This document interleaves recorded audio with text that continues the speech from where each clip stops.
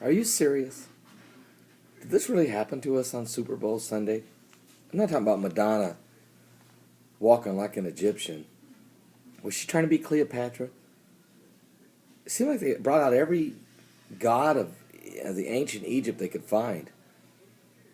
And then she fell through the floor like the Whore of Babylon. I'm not sure I get all that. But anyway, no, that's not what I'm talking about. Are you serious? The Giants won the Super Bowl? Eli Manning's got more Super Bowl rings than his brother Peyton Manning? What? No, that's not what I'm talking about. No.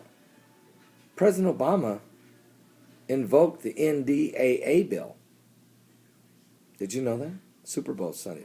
He signed it right at Christmas. He invoked it during the Super Bowl. Well, let's read this. President Barack Obama invoked the NDAA, which authorizes the use of military force and issues an executive order declaring the threat of Iran a national emergency.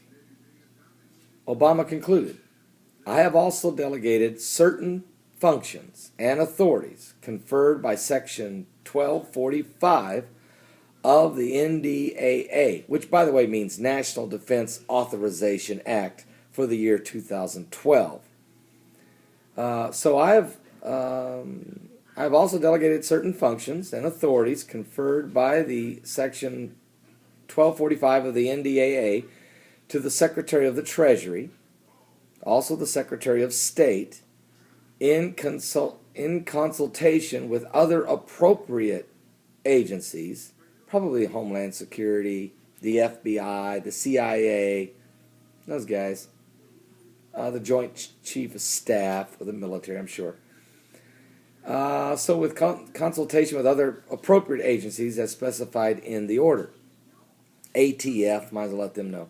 The video shows the assurance of President Obama executive order, which declares Iran's threat to cut off oil supplies a national emergency. And I agree that Iran's threat to cut off oil supplies is a problem for America. But you don't need to invoke the NDAA because of Iran's threats. Those two things don't jive, man. Those things ain't got nothing to do with each other. But let's read on. The executive order directs all government agencies to respond immediately to the threat. It further invokes the authority of the 2012 National Defense Authorization Act, which gives the President of the United States the power to launch military action against any nation without the approval of Congress. There goes your Congress and your Constitution. There goes your reason for living. There goes the Constitution again. Just shred it and tear it, stomp it and swear it. There goes the Constitution again. Don't you feel better? Don't you feel safer knowing that your Bill of Rights and that your freedom of speech and your freedom of of worship and your freedom of expression and your pursuit of happiness and your alienable rights, aren't you so glad your freedom to assemble has all just been shredded like a shredding machine? Don't you feel safer now knowing that you could be apprehended by any military personnel, thus directed by their superiors, to come and arrest you at any given moment of time without charging you with any crime, no due process, no Miranda rights, no phone call to an attorney, don't call your mama, don't call your daddy, don't call the priest. Oh, the preacher might be in the cell with you. And do you have to go to a FEMA camp if that happens, or do you just get to go to the local jail? You can't call nobody and ask. And you can be held indefinitely. Now, I'm not saying the President of the United States is going to run around and arrest everybody in the nation. Just the ones he so chooses. You give him the power, because you voted in the House of Representatives, which have a majority of Republicans, and they overwhelmingly voted for this bill. Did you know that? Check and see if your congressman did. Odds are, 90% chances are, he did, she did. Oh, and then but don't worry. After the House does that, it don't matter. The Senate still has to pass it, right? They did overwhelmingly, with 93% of the senators. Now, I do know the Senate's run by a majority of Democrats, but that doesn't matter. Republicans are the majority of the House. Both of them passed this thing, but it's still not a law unless it's put on the desk of the President of the United States. And he has been sworn on an oath. When he laid his hands on the Bible, he swore to defend the Constitution. Wait a minute. They made a mistake. They had to re-swear him in, remember? Remember that? Oh, and he didn't use the Bible that day. So he really didn't swear. Oh, but he did sign this bill with his left hand.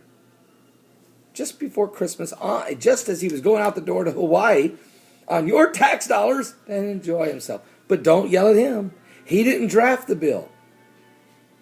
The Republican-led House did. And don't blame them. They didn't accept the bill. That was the Senate ran Congress and the Senate by the Democrats. But don't yell at them. They didn't sign the bill. Oh, that was the President of the United States. And don't blame him.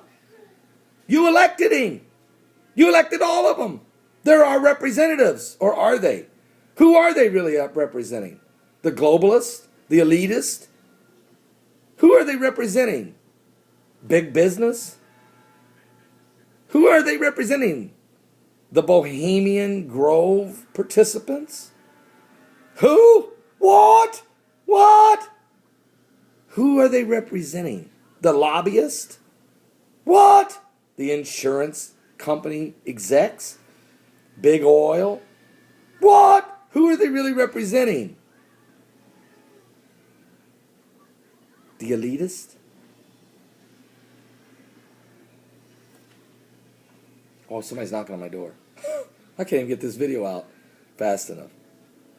Hang on a second.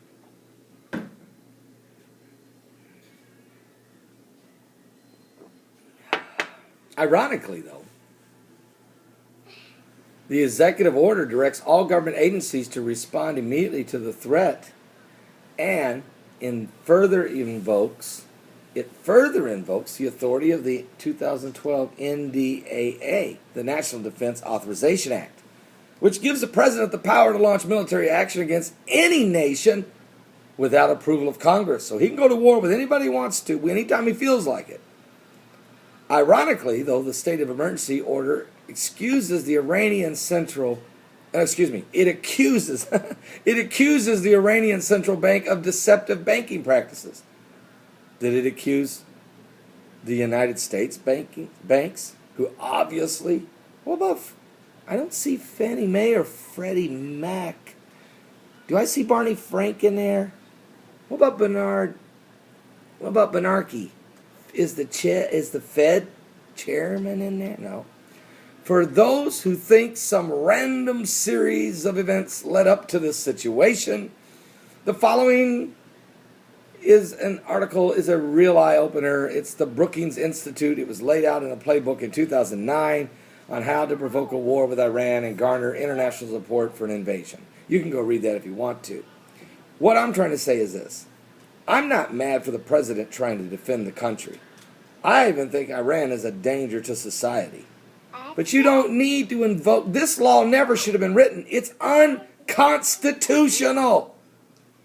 But so is the ban on gay marriage. And so is abortion because of the treading upon the rights of the unborn. There's a lot of things that are unconstitutional. So I'm not going to pick on just one person or another. I'm just asking the question. What does NDAA have to do with Iran? If Iran is such a danger to the nation, go to Congress and ask for a declaration of war. And if they don't feel we should or we can't, then it probably means we shouldn't. We don't need a dictatorship, folks. Come on, somebody pray.